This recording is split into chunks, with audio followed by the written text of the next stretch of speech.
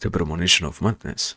We generally find it hard to understand that some of us must go mad, but sliding into chaos, where moments of lucidity are like short flashes of lightning, is an inexorable fatality. Inspired pages of absolute lyricism in which you are the prisoner of a total drunkenness of being can only be written in a state of such exalted nervous tension that any return to equilibrium is an illusion.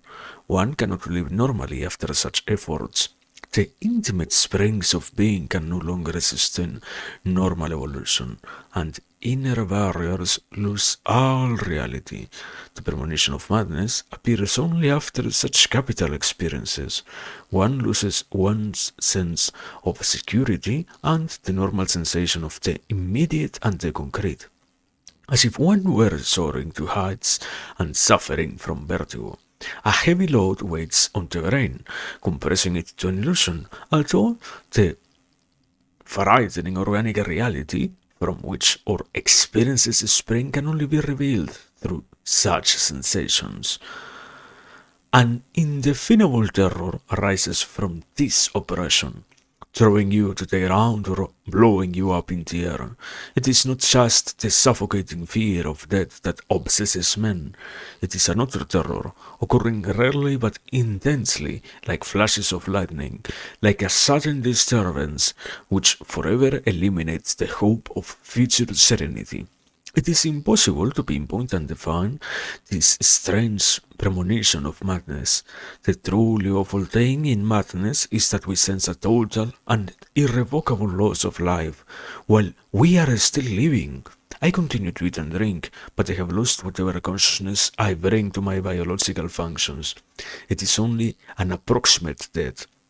In madness, one loses the specific individual traits which single one out in the universe, the personal perspective, and a certain orientation of consciousness.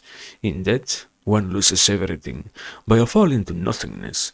That is why the fear of death is persistent and essential, but actually less strange than the fear of madness, in which our semi-presence creates an anxiety more complex than the organic fear of the total nothingness of death. But wouldn't madness be an escape from the misery of life? This question has only a theoretical justification, since, practically speaking, for the anguished man the problem appears in a different light, or rather in a different shadow. The premonition of madness is complicated by the fear of lucidity in madness, the fear of moments of return and reunion, when the intuition of disaster is so painful that it almost provokes a greater madness. There is no salvation through madness, because no man with a premonition of madness can overcome his fear of possible moments of lucidity. One would welcome chaos if one were not afraid of lights in it. The specific form of one's madness is determined by organic and temperamental conditions. Since the majority of madmen are depressive madness is inevitably more common than pleasant, gay, manic exaltation. Black melancholy is so frequent among madmen that almost all of them have suicidal tendencies, whereas for sane people, suicide appears a very problematic solution. I would like to go mad on one condition, namely, that I will become a happy madman, lively and always in a good mood, without any troubles and obsessions, laughing senselessly from morning to night.